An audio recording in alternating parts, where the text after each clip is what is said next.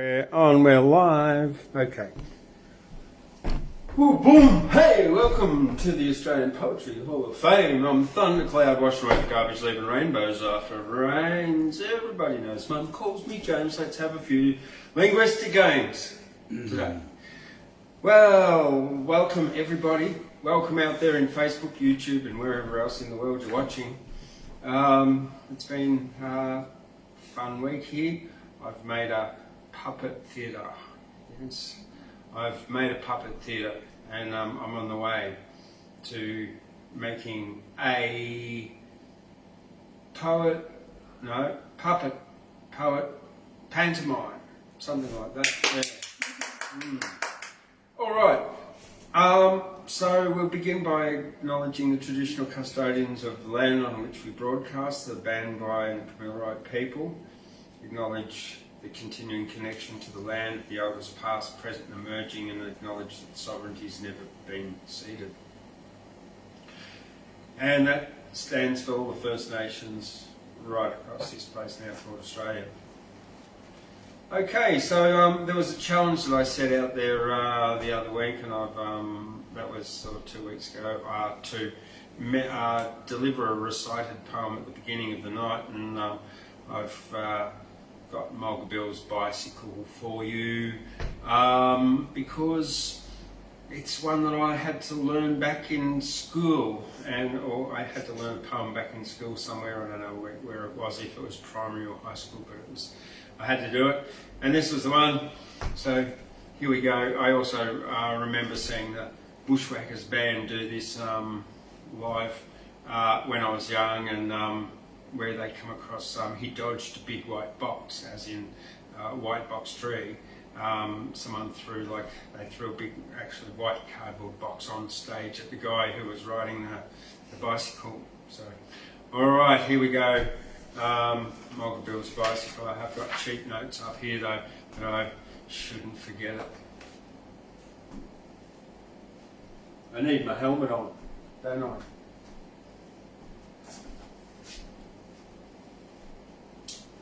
Maybe buy it. This is Mulga Bills Bicycle by Banjo Paterson. 'Twas Mulga Bill from Eaglehawk that caught the cycling craze.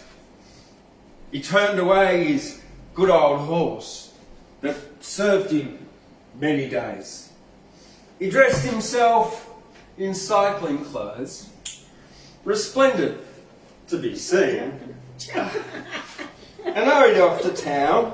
Hang on, he's cycling clothes here, that's better. And bought a shining new machine. And as he wheeled it through the door, with air of lordly pride, the grinning shop assistant said, "Excuse me, can you ride?" "See here, young man," said Mulga Bill, "from Walgett to the sea, from Conroy's Gap to Castlereagh, there's none can ride like me.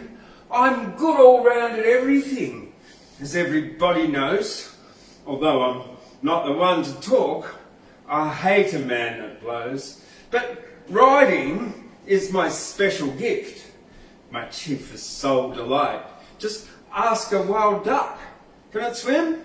A wildcat, can it fight? There's nothing clothed in hen or hide or built of flesh or steel. There's nothing walks or jumps or run on axle, hoof or wheel. But what I'll sit, will hide, will hold, and girths and straps are tight. I'll ride this here two-wheel concern, right straight away, at sight." 'Twas Mulga Bill from Eaglehawk that sought his own abode, that perched above the Dead Man's Creek beside the mountain road. He turned the cycle down the hill and mounted for the fray, but ere he'd gone a dozen yards, it bolted clean away. It left the track and through the trees just like a silver streak. It whistled down the awful slope towards the Dead Man's Creek. It struck a stone and it shaved a stump by half an inch. It dodged a big white box that furry wallaroos in fright went scrambling up the rocks. The wombats hiding in their caves dug deeper underground. But Mulga Bill, as white as chalk, sat tight to every bound. It struck a stone and gave a spring that cleared a fallen tree.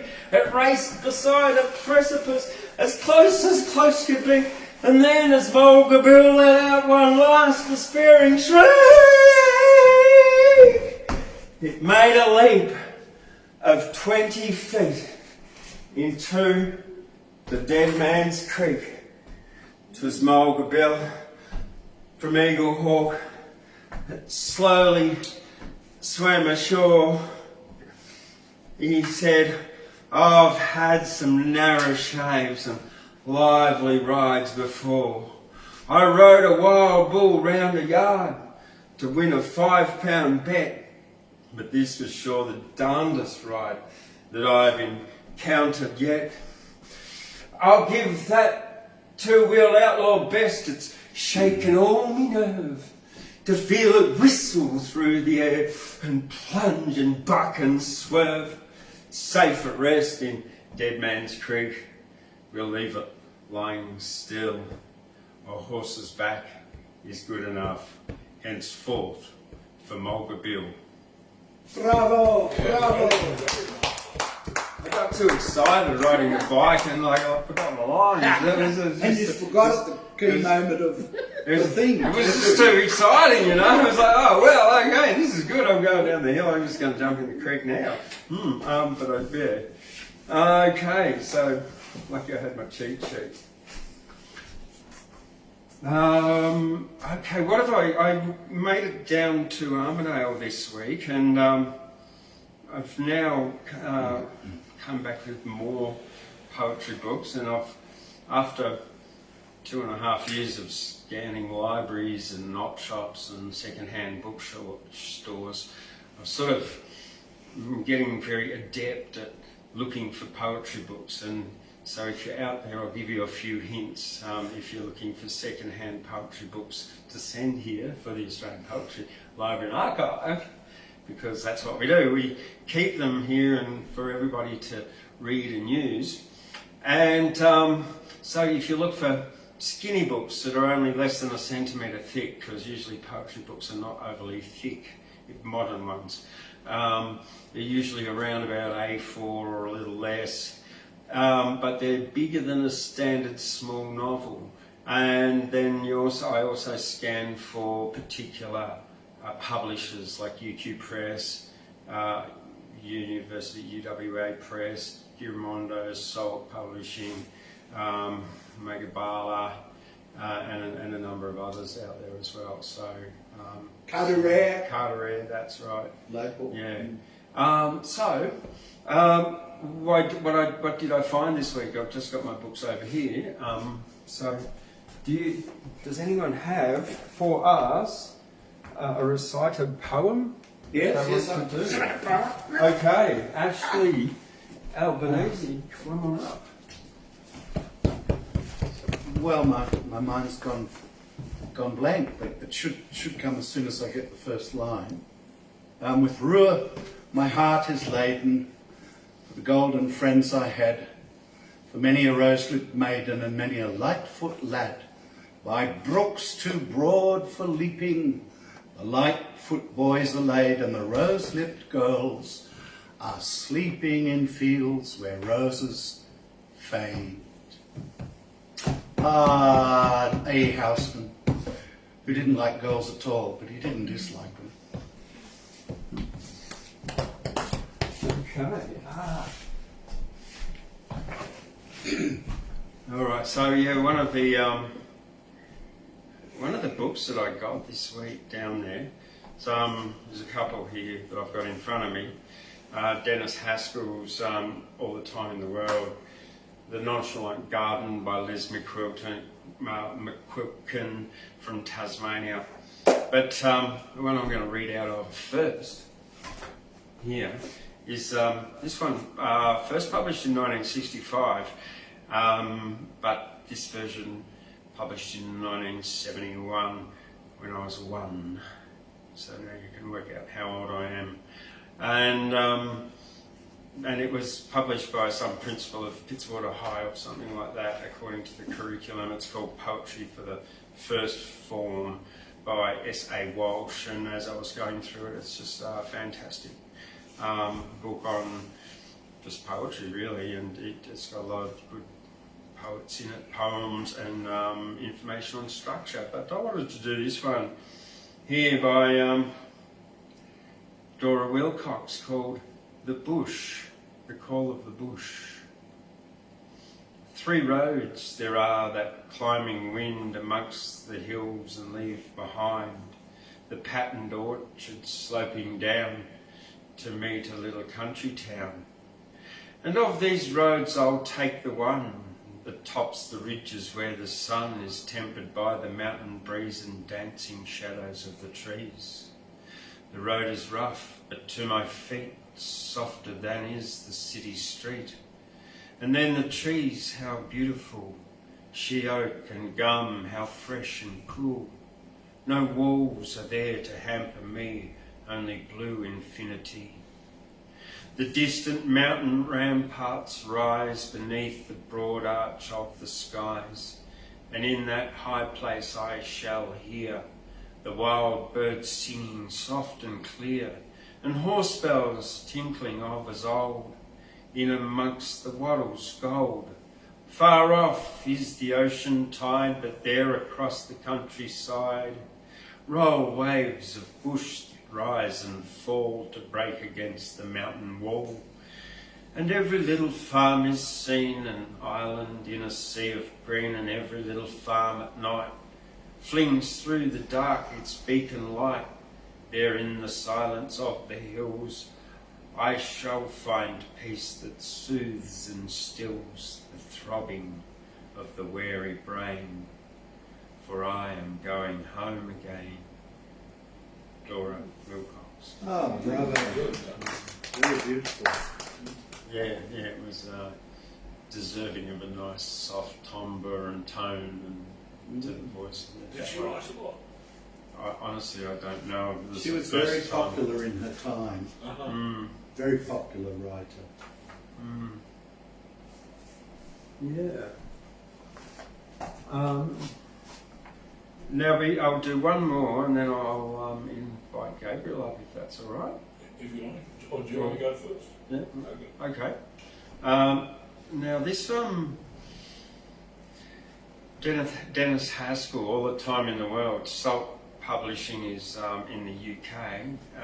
This was published in 2014. Oh, hang on, no, I can't even remember, honestly. It was the other one. This is 2006. The other one's 2014.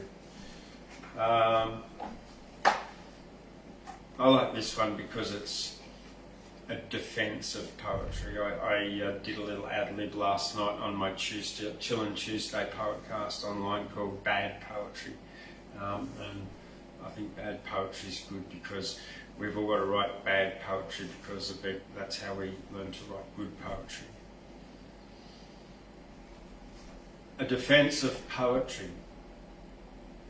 When a crashed airliner leaves over 90 deceased, news of mad fanatics, martyrs, the Middle East, contemporary life seems alien, slight, unshareable, and the actions of politicians utterly unbearable.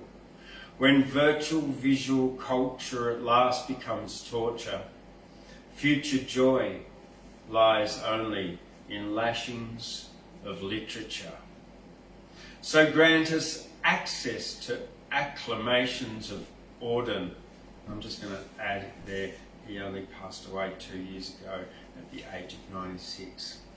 Blasts of Blake, burning blight soot, sharp chortlings of Chaucer stunned, head taking off Dickinsonian whims, an excess of Eliot, either George or Tom. Find us Frost's difference making road, while the curfews toll the knell of parting grey. show heaps of heenies, quite healings, in all those egos and absence of I, extensive views of enjoin of Johnson and Johnson, palately loitering luxuries of Keats and Larkin's late wits and lyrical abruptness. While we marvel at marvel's cunning, the dandy omens of Ogden Nash, Wilfred Owen's mesh of rattling half-rhymes, Pope's lispings and aphoristic persuasions, quirky hieroglyphics of Quails, Rochester's raunchy ravings, short summer's days buddings of Shakespeare, the music of Tennyson, tetrameters, up the creek urbanites of Updike, Vaughan's never vexatious vision lonely, wanderings of Wordsworthian clouds, the anonymous X that leads us exasperated, Celtic yearnings of Yeats, and the end, which is tricky until you remember Zwicky. All poetry's perceptive, pointless pleasures, in all the horror, a thin piece of light, like a weightless parcel, adrift at the doorstep.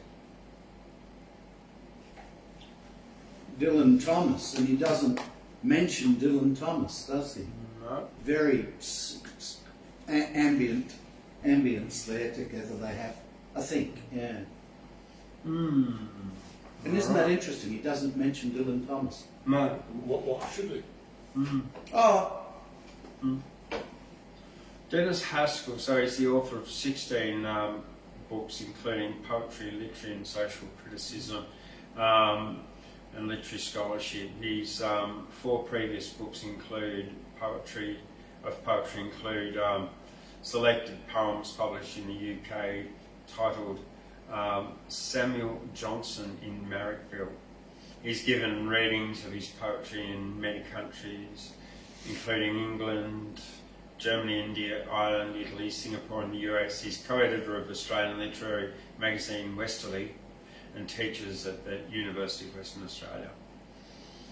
So, yeah, a little bit about him there. And he's still alive, obviously. I'd say so, yeah. Yeah, okay. Ashley, why did you reckon he should be including Dylan Thomas? Oh, well, I'm nothing again. I'll say something quickly about that. What was the linkage that you wanted? Oh, the rhythm and particularly the way James reads it. Oh. But I think if you scan the lines, it's got a lot of connection with the type of rhythm that you get with Dylan Thomas, and some of the humour too, if he was still alive. But he does go into the Celtic with Yeats. But I noticed he didn't mention the poet he has a certain resonance with, I would think, and that's Dylan Thomas. Okay. That's why I made the comment. What? You know, those voices within the voice of any voice.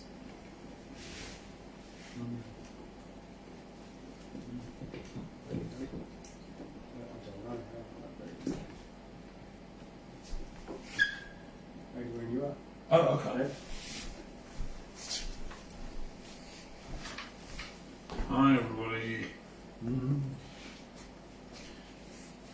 I've nearly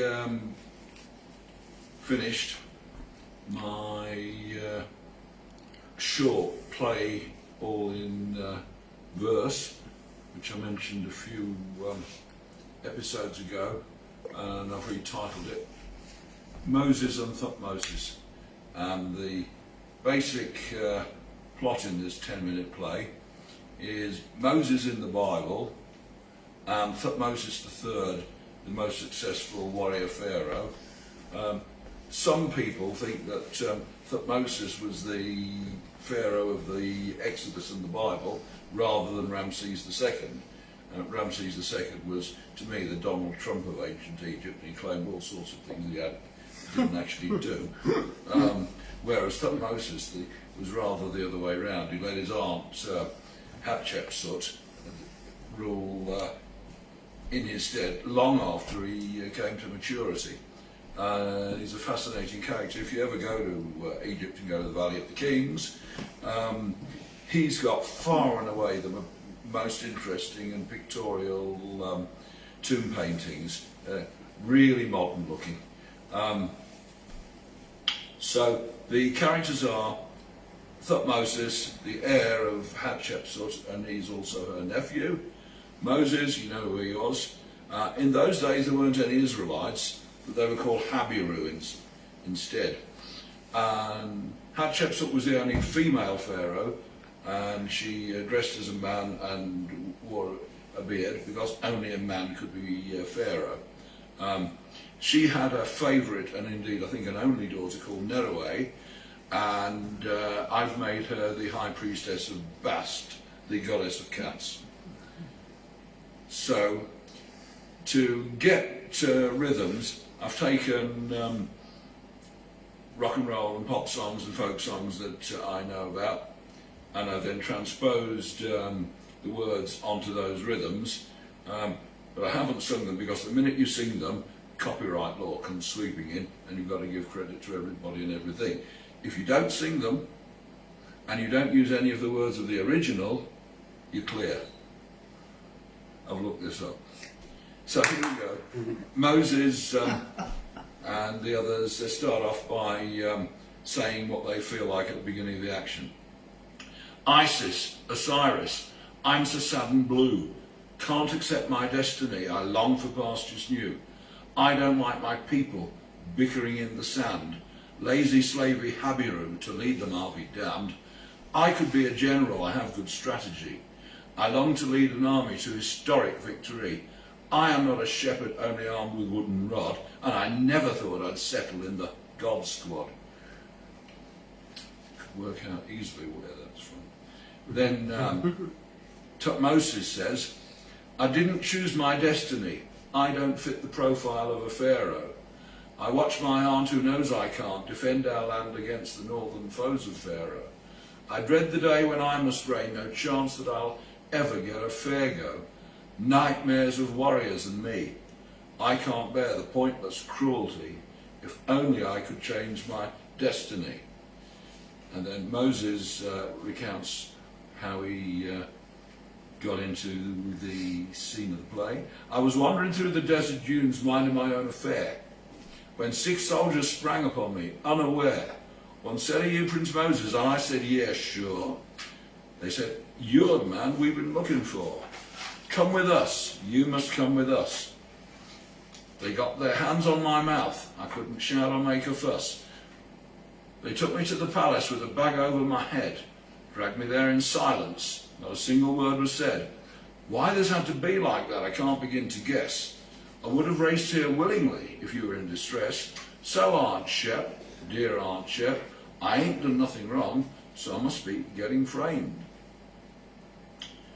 Then Hatshepsut herself, I was the one who nursed both you boys when you were tiny and wet, and I ruled over Egypt when my husband died, but they called me the Witch of Set. I was the one who tamed the cat, forever by grace of great Bast. And I built Dendera, the beautiful tomb. Its glory will last. I ruled here so well, we lived in rich peace, as perfect as could be. But now all looks certain, but not for me. It's your destiny. Then Thutmose, there's a peril we face, hated Hyksos, Hittite race. The next pharaoh must stop their invasion. Like Sesostris of old smote the Nubians for gold, Egypt must rise to the occasion. Oh, I can't be sorrier. It's not me who can be that mighty warrior. And Moses, backing him up, says, if there's a traitor in the palace, don't dream to hide, boy. My outstretched arm will smite you dead. Yes, I will tolerate no treason for any reason. So put such thoughts out of your head. Moses then says why he should change his job. If I am Egypt's general, our country will be great. If I am Egypt's general, hairless Hittites meet their fate. I was born Habiru, I say what of that? Now I am more Egyptian than a Karnak temple cat. Yes, I'm Moses, My guarantee is victory. Yes, I'm Moses. Amun approves my destiny.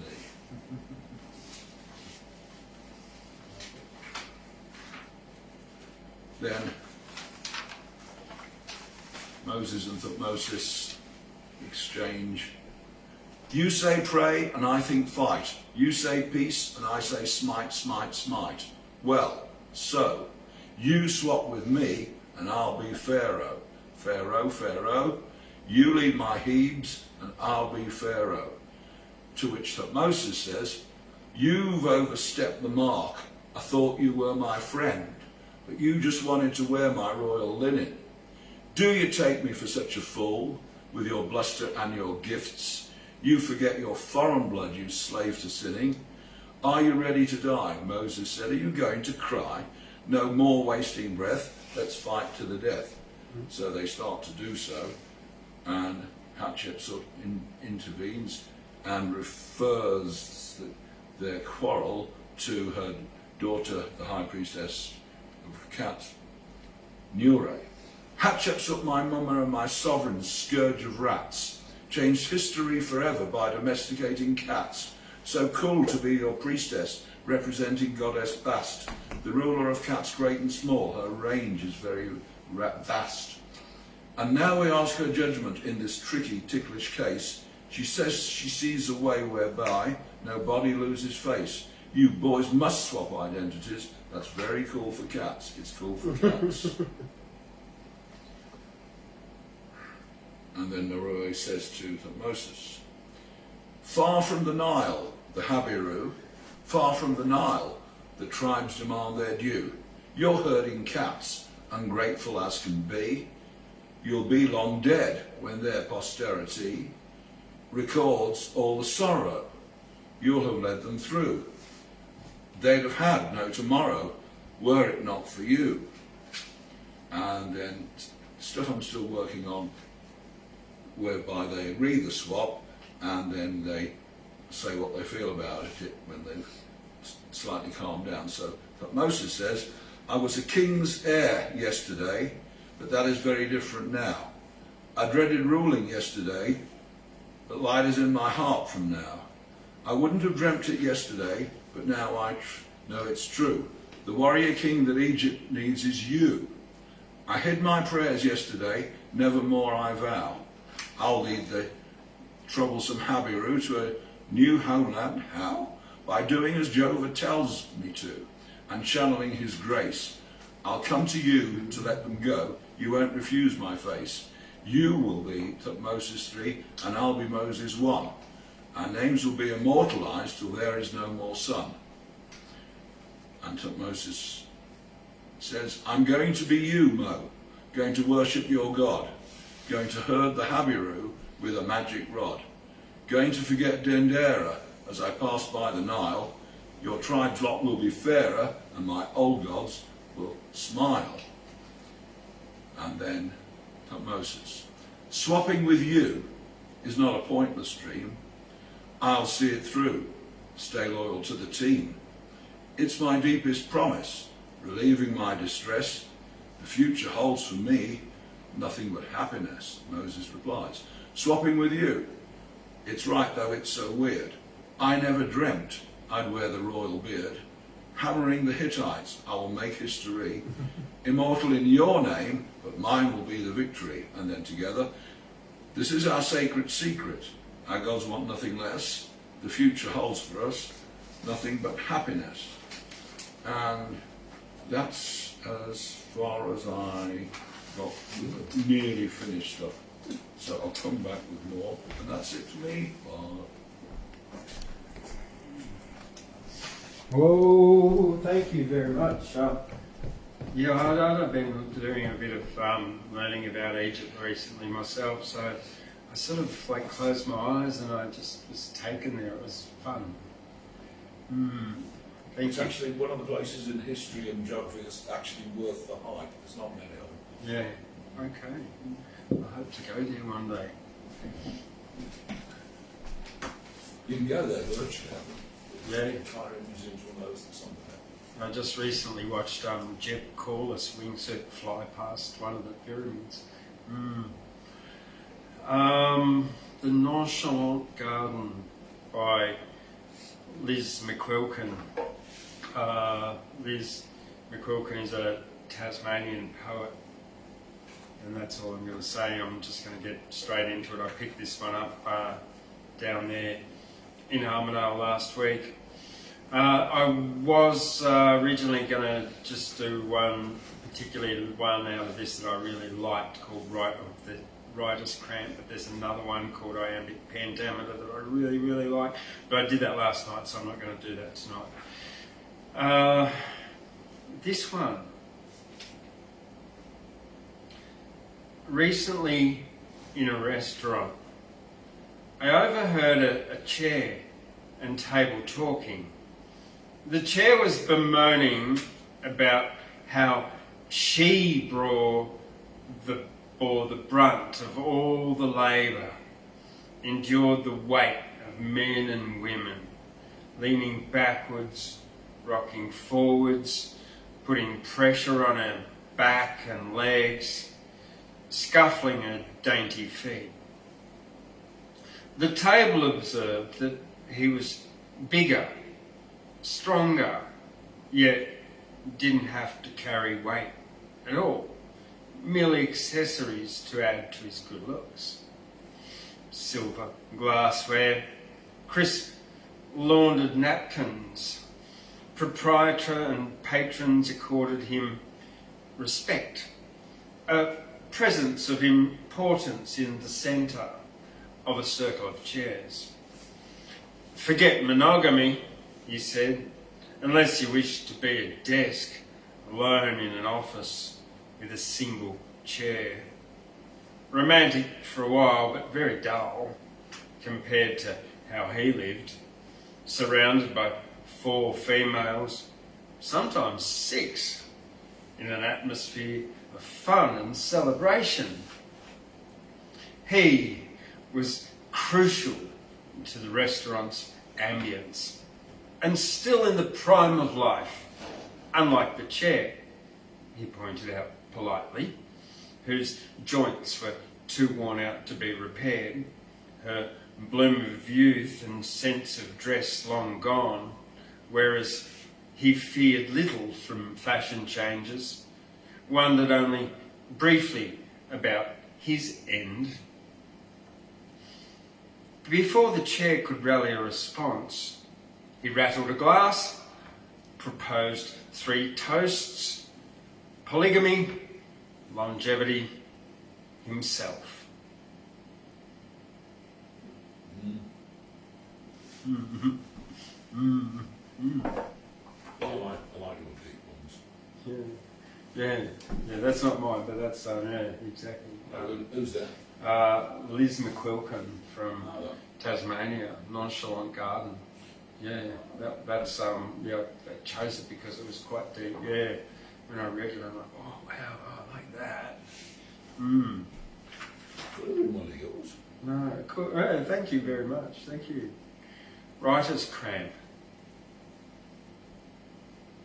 I need my muse to loosen up, take risks, let go, rebel. He's too polite, too much the senior prefect, smiling with decorum, chortling when appropriate. I want to hear full belly laughs, feel him shake out of control with earthy humour. I want to see him soar with daring, swoop and dive with devilment. Most of all, I want him to know passion, sigh, groan, howl, moan, then release my brakes of diffidence and caution. Let me feast on wild and wanton words.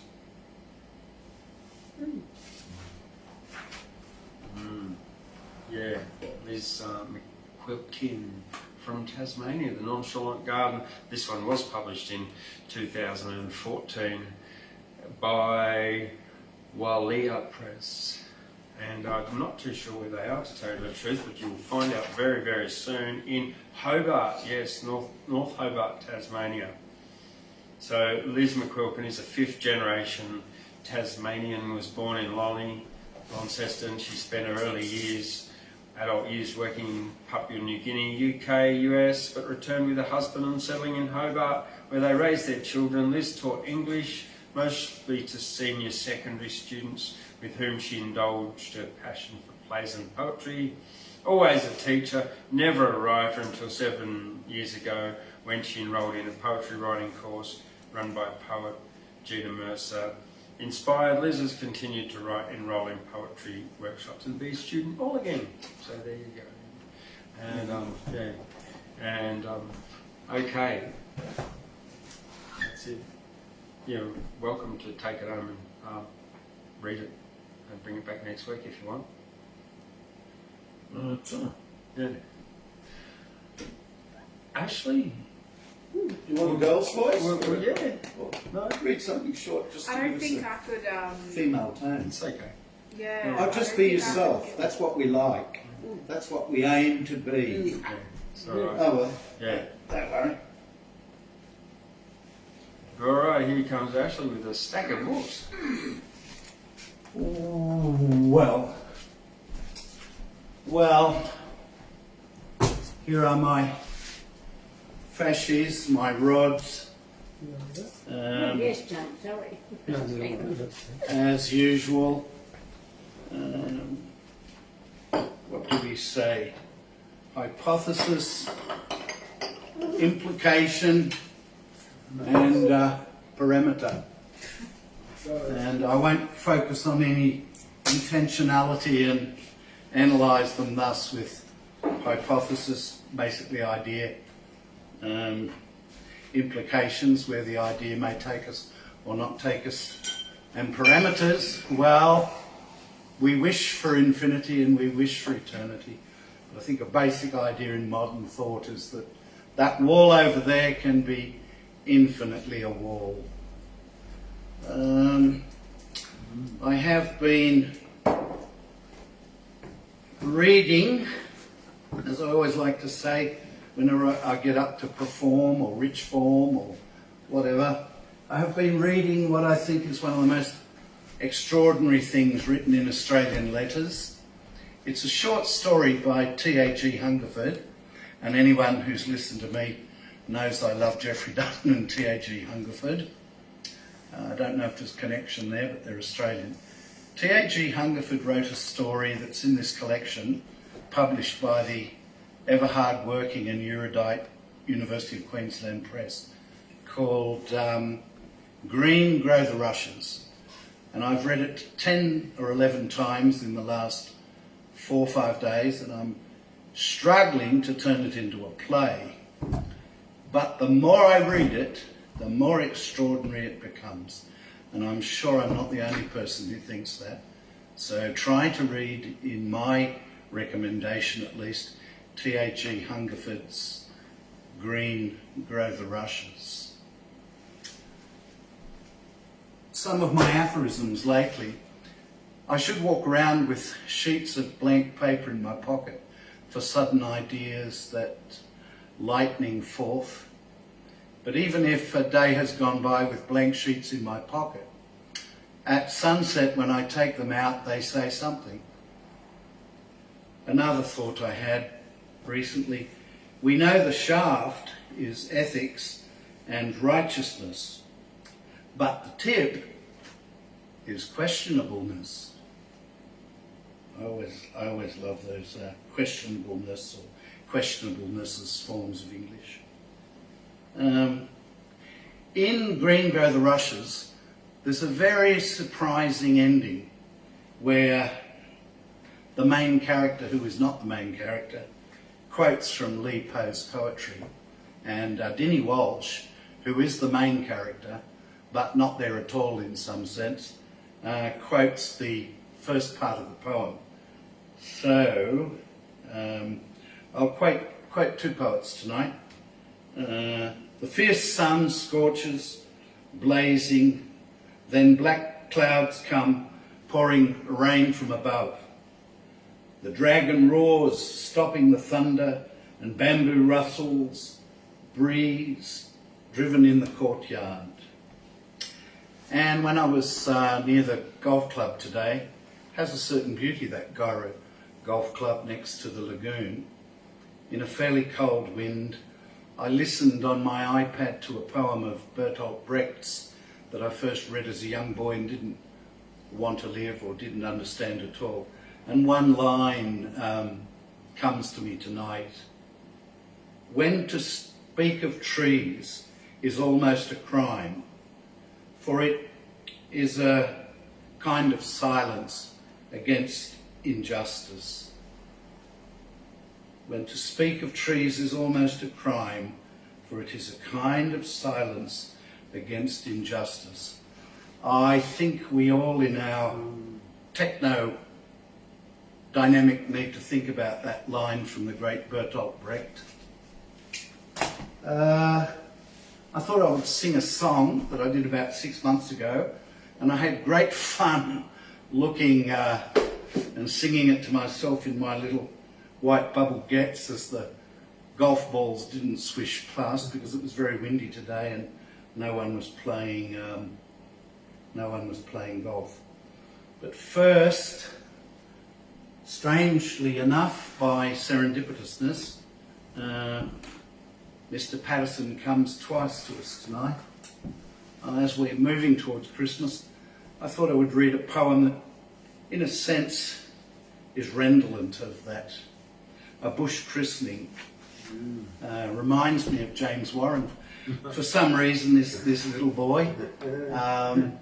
If Pascal says the world is a thinking reed, then perhaps James is the little boy who gushes out at the end of the broken down log in a mythic flash. Here it is, Patterson's A Bush Christening. On the outer Baku, where the churches are few and men of religion are scanty, on a road never crossed, set by folk that are lost, one Michael McGee had a shanty. Now this Mike was the dad of a 10-year-old lad, plump, healthy and stoutly conditioned. He was strong as the best, but poor Mike had no rest, for the youngster had never been christened. And his wife used to cry, "If the darling should die, St. Peter would not recognize him." But by luck he survived till the preacher arrived, who agreed straight away to baptize him. Now the artful young rogue, while they held their collogue, with his ear to the keyhole was listening, and he muttered in fright while his features turned white, "What the devil and all is this christening?" He was none of your dolts, he'd seen them brand colts, and it seemed to his small understanding, if the man in the frock made him one of the flock, it must mean something very like branding. So away with a rush he set off for the bush, while the tears in his eyelids were glistening.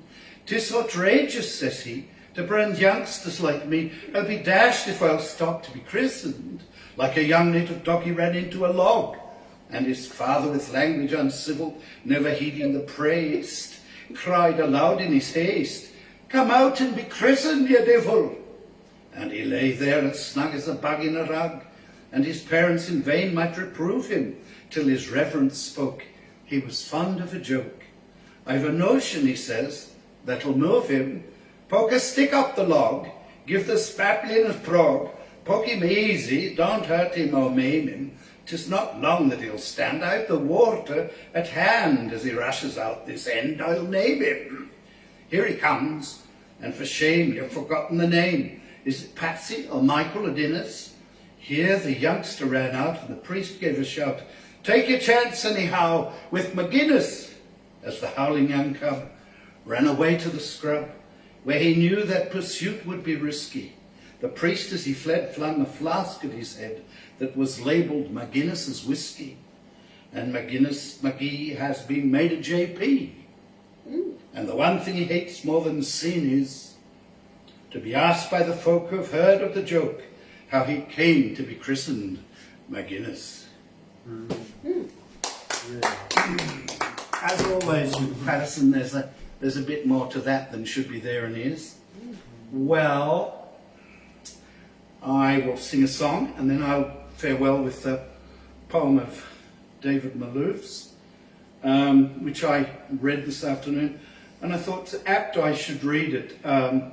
in parallel with Dutton's poem about his grandmother, The Smallest Sprout, because this poem of Malouf's is about his grandfather. And my own grandfather lived with a handful of goats with a little backyard in Kedron, much like Malouf's grandfather in this poem. But I'll come to that in a moment after us. Oh no, I'll do the poem and then the song. I'll finish on a rousing note. Well, here we go. I should have put a note in it. I'm not one of the teachers who made that an absolute colour moment on a page that James has as a habit. I worked in Aboriginal education, and the last thing you did was be too precise about anything. You had to bring things with clarity but with passion to the kids, and they appreciated that.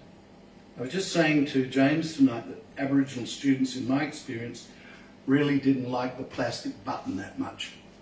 They didn't like the electronic screen up their eyeballs out in the prairie land.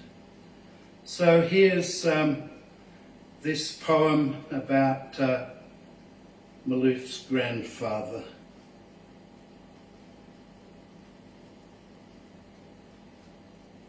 Well, it should be here. I didn't wish to take your time to a point of perplexity. Bugger me, where is it? Well, I'll sing a song and be on my way. I'll read it next week.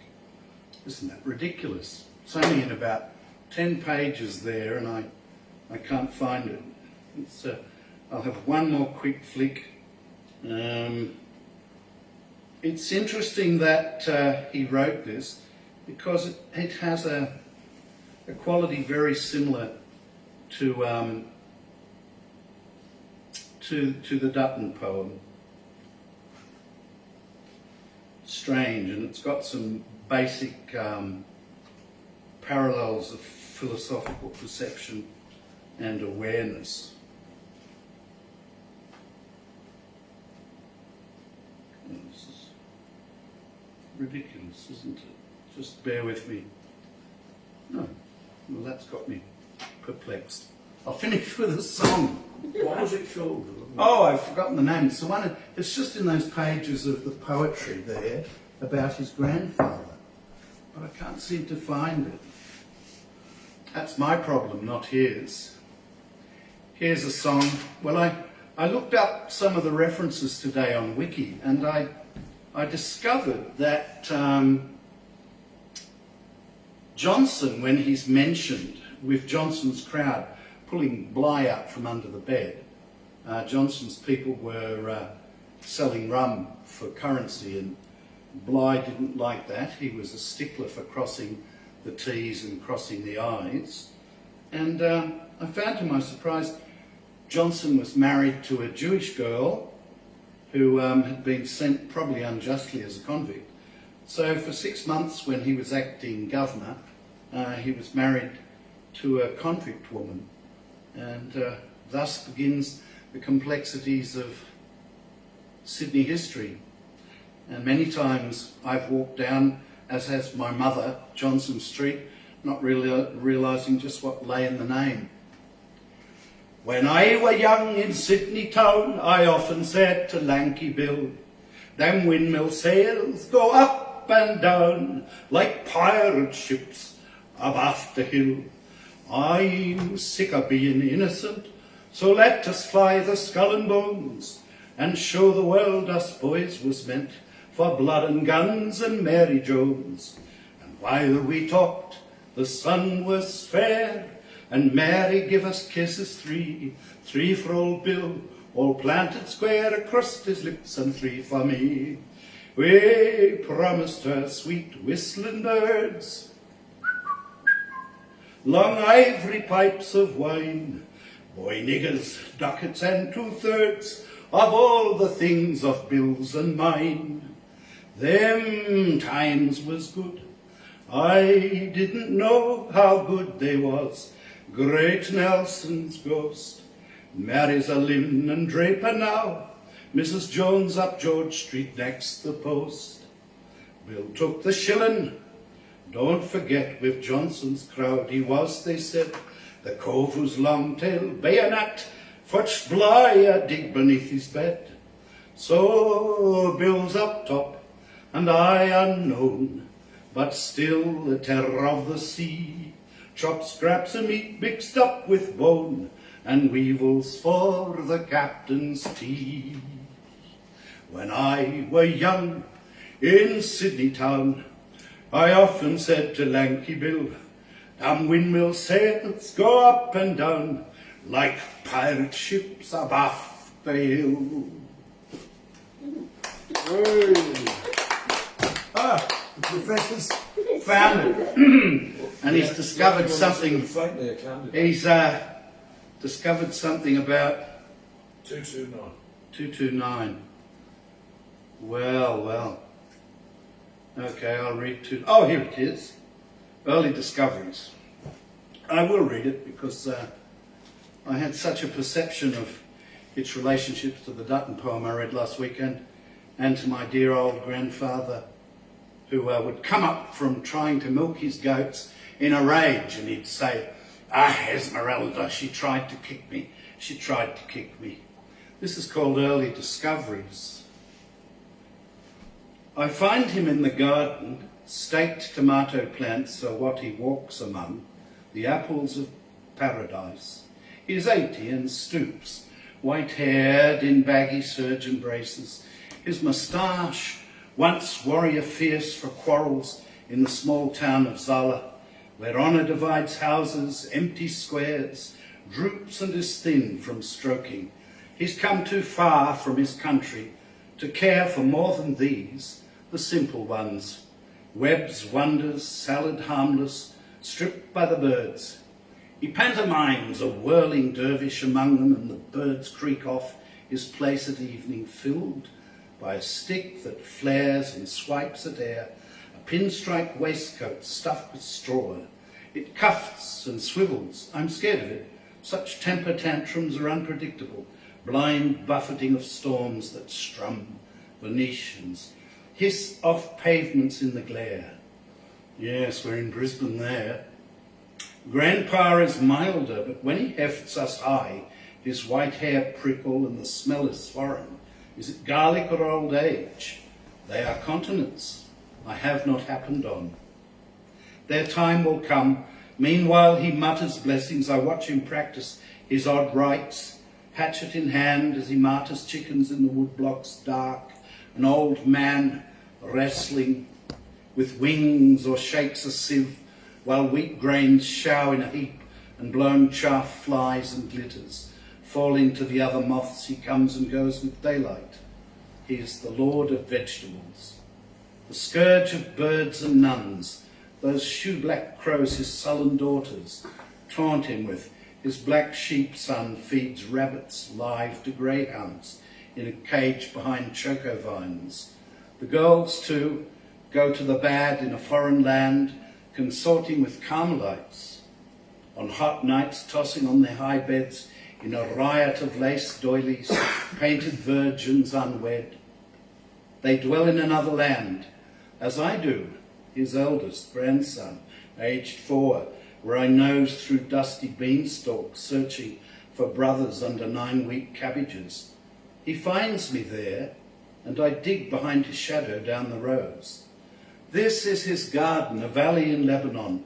You can smell the cedars on his flesh, and the blood of massacres, the crescent flashing through ravines to slice through half a family.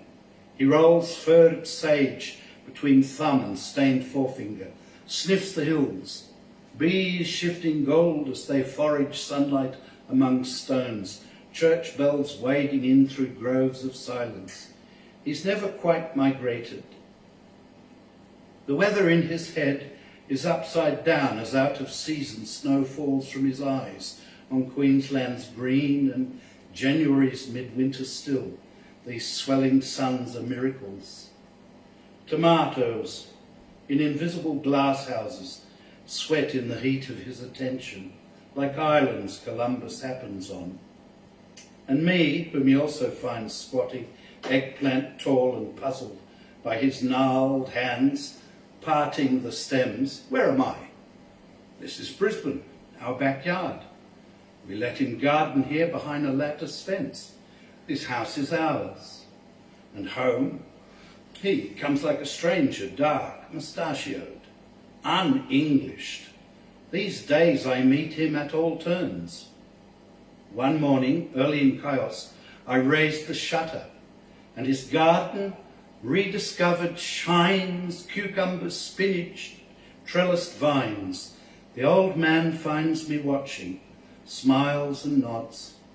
Later, fresh on the marble step in yesterday's newspaper, words of a tongue I cannot read, his offering 2 heads of a young spring cabbage. I look under the leaves, an ancient joke. There's nothing there, just a sprinkling of black soil on the headlines of another war, shaken from the roots. That night I eat them, boiled with oil and vinegar.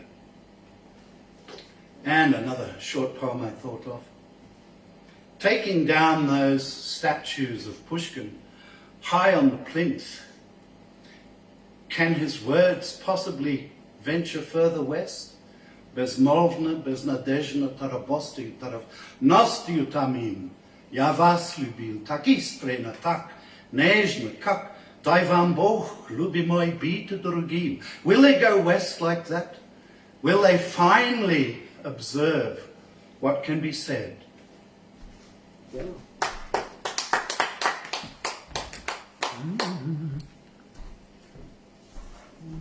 Well, that was an impressive bit of Russian there, Ashley. It's an impressive language, Yeah. very powerful language. I would like to say I was educated with that book. Whatever I am is that book. We had an excellent education system in New South Wales in the 1960s, and it did not become more excellent.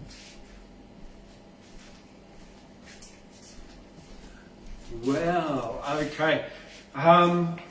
I got an email today from Len Banks from Orange, of Rotary Club of Orange. He's one of the organisers of the Banjo Paterson Australian Poetry Festival in Orange that happens in every February. This year it's from the 17th of February, which is Banjo's birthday, through to the 26th of February. There are a number of competitions going on down there. There's the Deidre Penhall Poetry Prize. That's a lot of alliteration. The Deidre Penhall Poetry Prize. A writing competition for young women aged 18 to 30 who living central west of New South Wales. Closed 21 December, so time is running out. And all the details of all these events are available at www.rotarycluboforange.org.au. Then there's also the National Bush Poetry Performance Championships there that week. The Youth Performance Poetry Competition for primary and high school students. The Open Performance Poetry Competition for those not entering the National Championships. The Black and Billy Verse Writing Awards, an annual competition, closes on the 30th of November, so time's running out. Yes, what else is here? There's also the Poetry Brawl at Molong, 1 minute poems.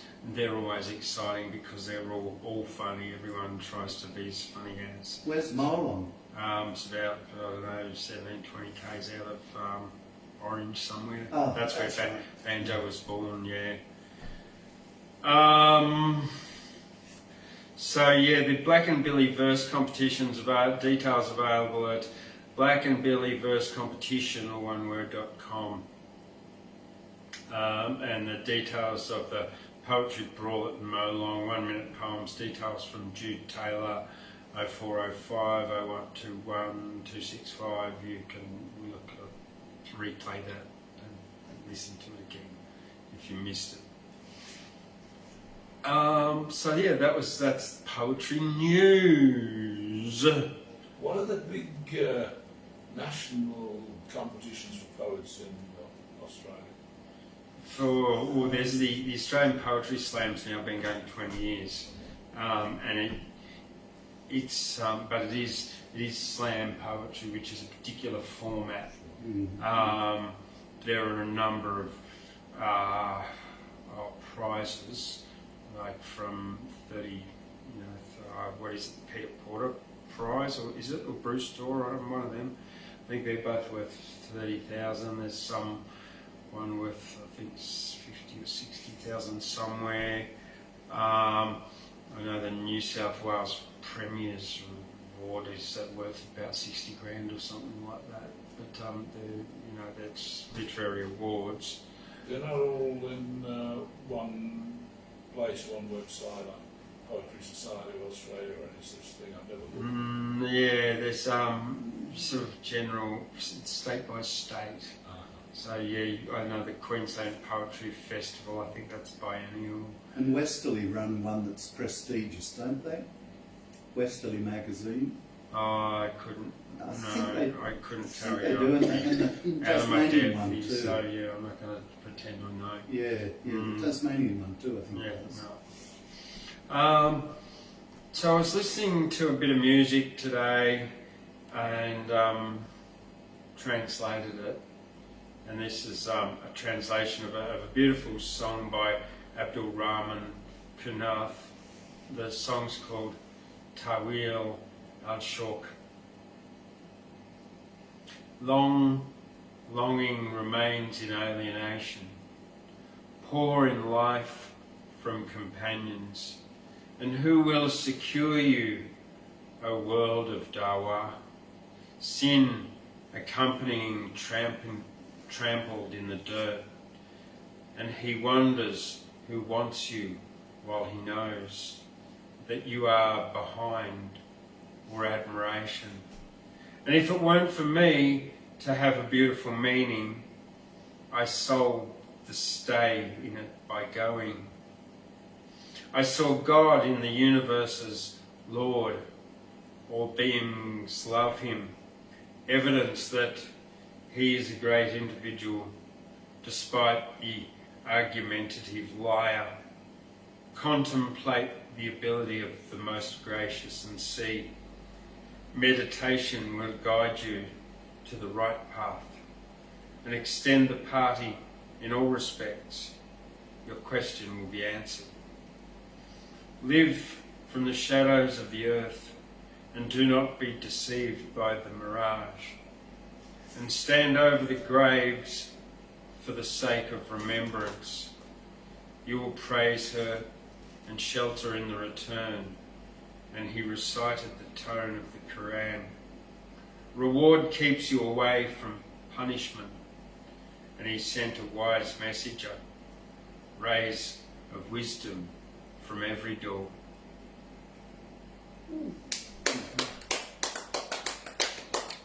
Now, so last Friday we had a hypnotist here, Wayne Donnelly, and he's coming back in January on the 20th and the 20th of January, and then Wayne Donnelly Hypnotist Show, and it's comedy. And then the 21st we'll have a bush dance, a big hairy bush dance band coming back again, so that'll be fun and fantastic. So I'm looking forward to that. And that's during the week of the Lamb and Potato Festival from the 11th to the 23rd of January. You said that very professionally. Thank you very much.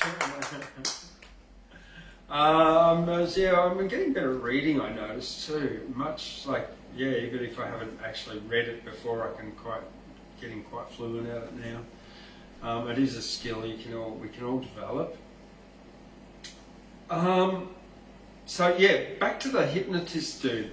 One of the phrases that I actually used was with some people that ended up coming to the show when I was talking to them, was repetitive patterns of behaviour. About 10 minutes later, the hypnotist came over and spoke about repetitive patterns of behaviour. And we all follow repetitive patterns of behaviour. Excuse me. Exactly. It rings more than once. And yeah, and so some of these repetitive patterns of behaviour serve us, and some don't serve us, whether they are, you know, what we do daily, whether they are exercise, lack thereof, what we eat or not, and all these kinds of things, and including, there's a sort of psychological manipulation that goes on in workplaces and in relationships, and anyway, during the week I was inspired to build a puppet theatre, and of course inspiration one leads to the other, and then I ended up writing a poem, of course, about a puppet. I've always really loved the Disney metaphor, the Disney Pinocchio movie, just because of the profound messages in it about freedom of thought and individuality, following your heart, your true self, and not being led down the garden path. Anyway, so this is called Peter Puppet. I think the last line sums it up though. Peter was a puppet who thought he was a saviour, but he was just a puppet who couldn't control his behaviour. Preaching from his pulpit, Peter Puppet preached, but the audience was deaf to the things that teacher teached. Peter thought he knew what was best for everyone else. He never saw the things that were controlling himself. Listen to me, Peter said. I know what's best for you. You must do as I say and also do as I do. A little boy in the audience slowly rose his little hand, asked, I see you come with strings attached. You're under whose command? Those words that you are saying, I don't think they're yours. You're repeating hearsay. Here, the young boy took a pause. You might have some people fooled, but I'm not dumb. I can see the strings attached and the hand up your bum. I can see and hear that you're not controlling your direction. Before you preach to me, how about you try self-correction? Peter Puppet looked up, around, left, then right and down. He saw the puppet master's strings and felt like a clown.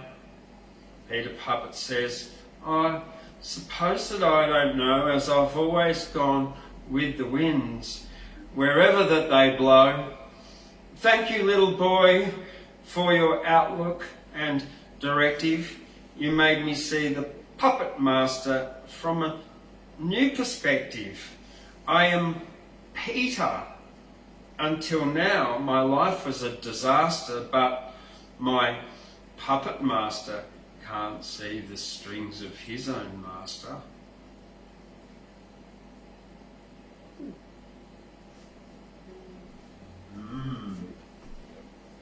Yeah. So yeah, we might be controlled, but who's controlling us? Or what's controlling the controllers, or if we are controlled or not? Anyway.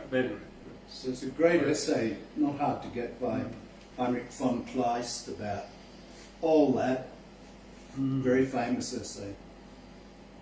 Well, I've got a few more little ones to go. I'm not going to do everything. A little one, a couple of quatrains. A poet person said, I have a wordy head. These voices that I hear are in my mind and not my ear. That's a quatrain, 4 lines.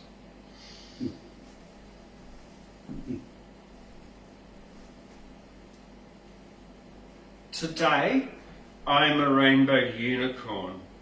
I bought a rainbow unicorn hat. It has a sparkling silver horn. I think my Nana would endorse that because today was my Nana's birthday and she encouraged me to play. So that was, the 11th of the 11th was my Nana's birthday, but she's gone now. She would be over like 110 or something if she was alive. Pretty old, hey. And another quatrain. It's about my sister's house.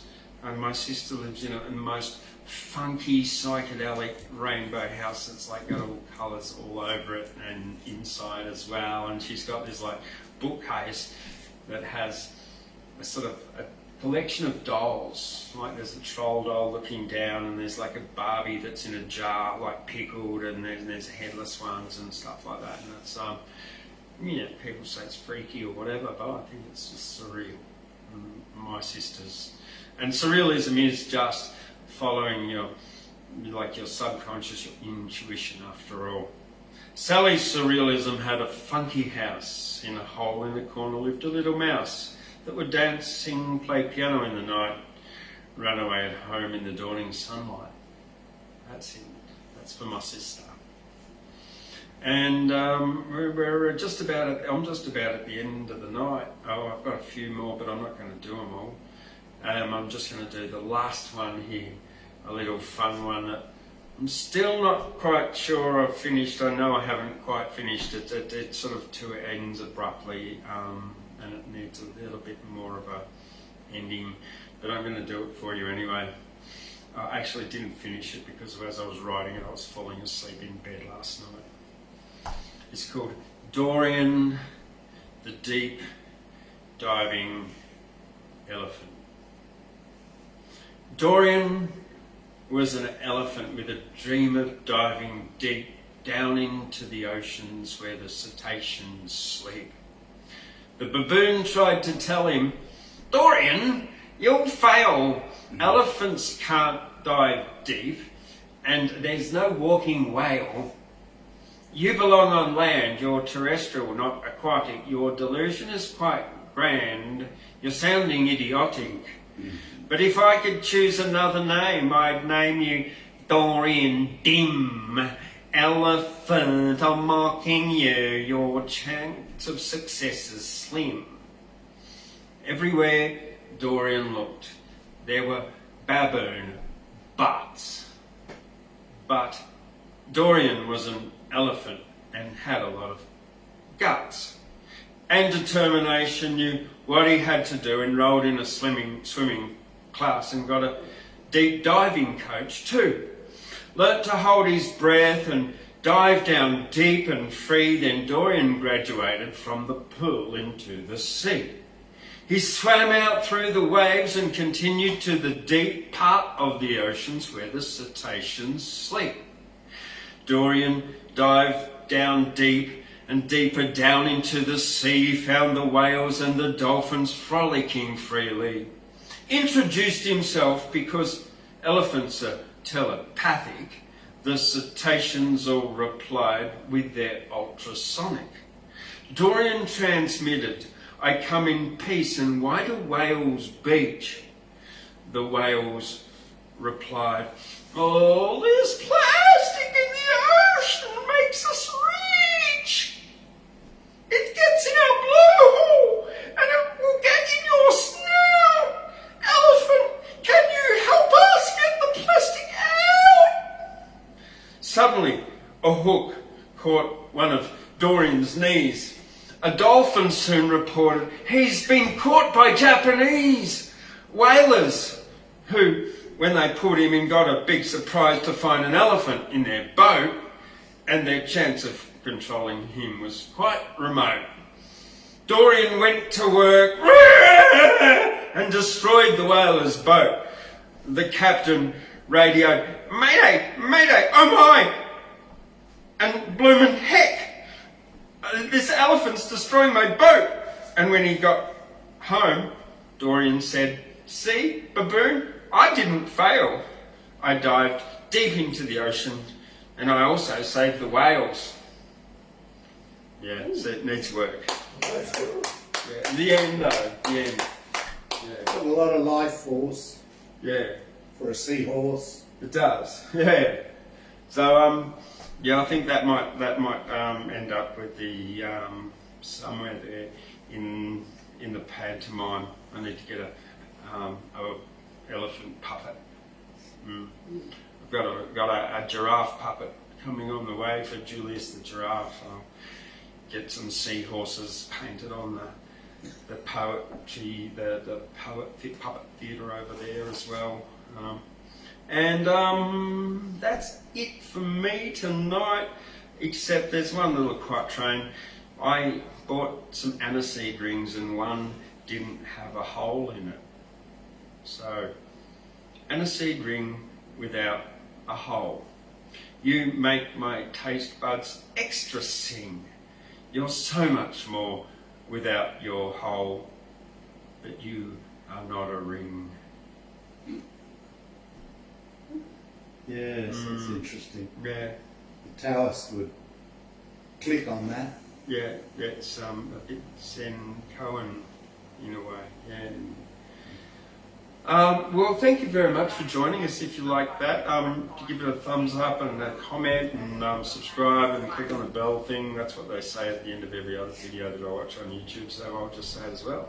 Because then you get notified when I upload another video. Thank you for joining us, Gabriel, Ashley, Gladys, and everybody out there in Facebook and YouTube. Have a lovely evening.